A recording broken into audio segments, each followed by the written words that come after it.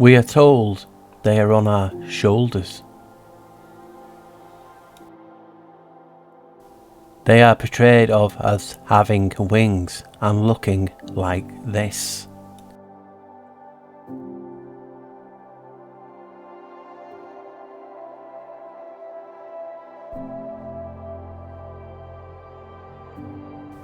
They watch, emphasize on the what, like electric. They hide in plain sight.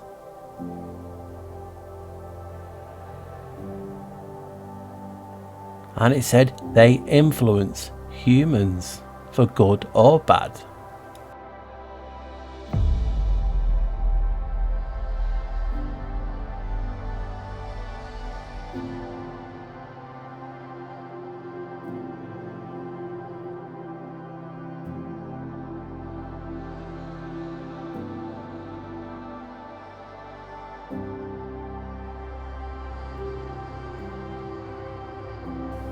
I believe good and evil, like angels and demons, are frequencies. They are waves of energy. I've said that for a long time. They are different shades of light and sound, and different angles, angels, like refractions. The definition of fract is to break or crack.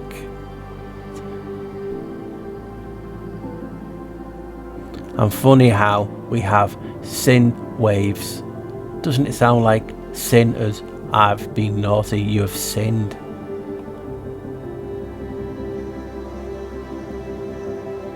And funny that we have the watchers, the type of angels, and power is measured in watts. And to kill the watchers, aka kilowatt, is how much per hour it cost us. If we are electric, the world is electric, then it makes sense that angels and demons would be like energy waves and electric. Electric arc, aka archangel. Archangel.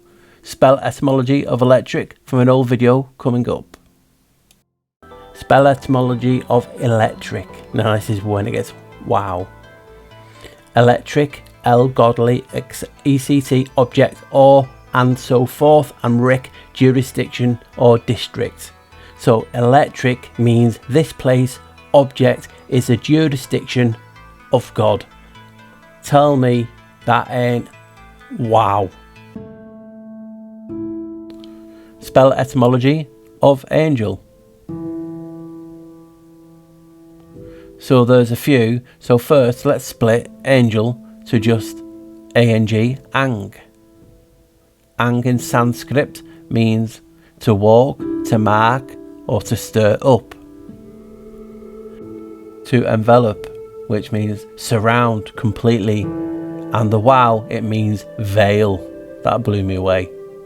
In Proto-European, it means narrow. Could that be like a bandwidth, narrow bandwidth? It also means to constrict, cognate to Latin ango, to cramp up. And get this, in Albanian, ang with an M, definite singular angi, definite plural angu, means nightmare, incubus, shapeless ghost who appears in dreams. That's a wow, isn't it? And L is something godly. So you can see it's got a few meanings. Funny how angel is like angle. I've already said it. In Euclidean geometry, an angle is the figure formed by two rays. Call the sides of the angle sharing a common endpoint called the vertex. Now, the vertex of the angle. Now, here is a little example. I theorised, could the rays, ray 1 and ray 2, actually be angel and demon and the vertex be us? Because I believe they influence us. And it's all about angels and angles. It just blew me away that.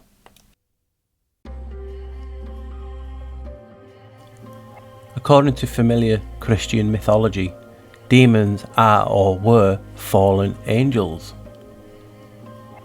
So angels, angles, fall and they change the bandwidth and the light spectrum, and it's an angle. It's all about the angles and angels. Isn't it crazy now?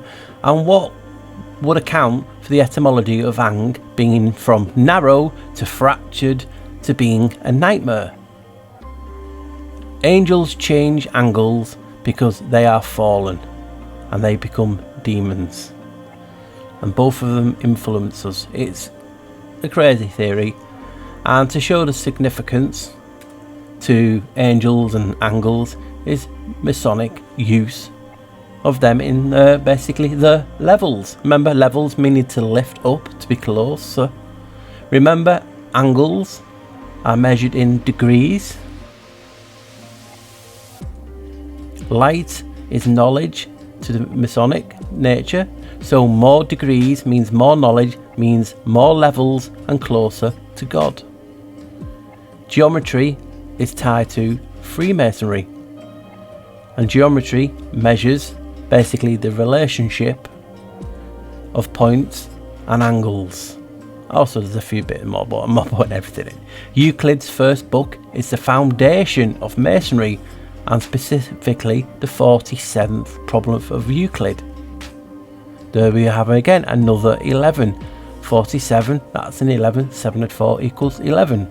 So one of the foundations with Pythagoras and this is the 47th problem of Euclid.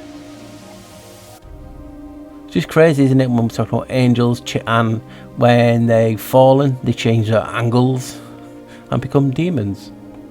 And Euclid Freemasonry adds to, another 11. A transition, a gateway, a doorway. Now, coming up will be etymology of demon.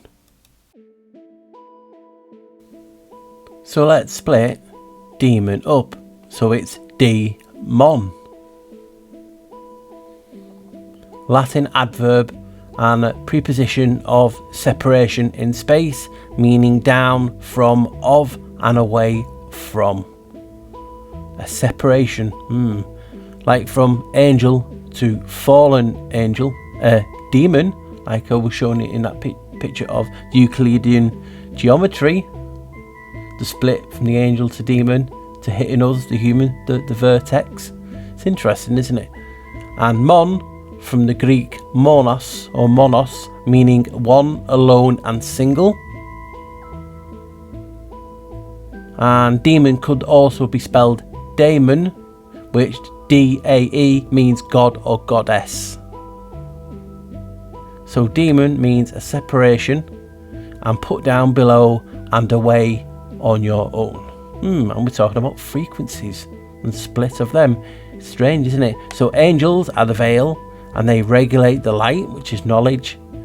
And if they fall, they change basically angles to become demons and thus change the angle of light.